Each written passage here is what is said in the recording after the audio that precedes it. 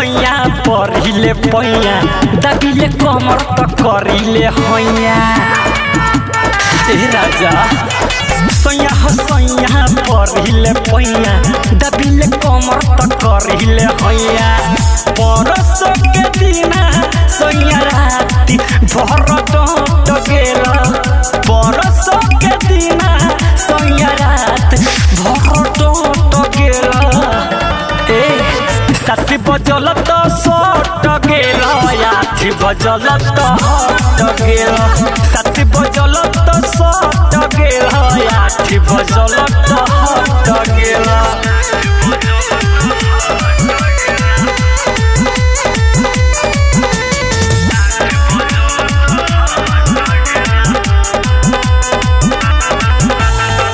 राजा जानी कहत बानी धरकता हमर जवानी हो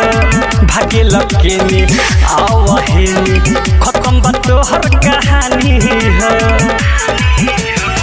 राजा जानी कहत बानी धरकता हमर जवानी हो भागे लकेनी आवहेनी खत्म बा तोहर कहानी हो आवहेन बलमु बोल काहे करवट गेल आवहेन बलमु बोल काहे करवट गेल ए साथी बजल तो सट गेल आठी बजल तो हट गेल साथी बजल तो सट गेल आठी बजल तो हट गेल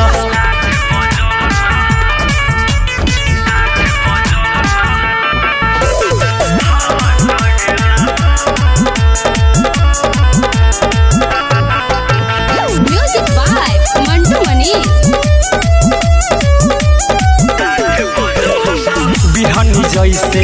कट जवानी सुन ससी शराबी हो बिकी राजा हो हमरा बुझाता तोरे में बाटे खराबी हो बिहनी जैसे कट जवानी सुन ससी शराबी हो आसु सुगम हो हमरा बुझाता तोरे में बाटे खराबी हो बाटे नरजी जवन हाथे सहरवा डलेला बाटे नरजी जवन हाथे सहरवा डलेला हाय साथी बजल तो सट गेला आठी बजल तो हट गेला साथी बजल तो सट गेला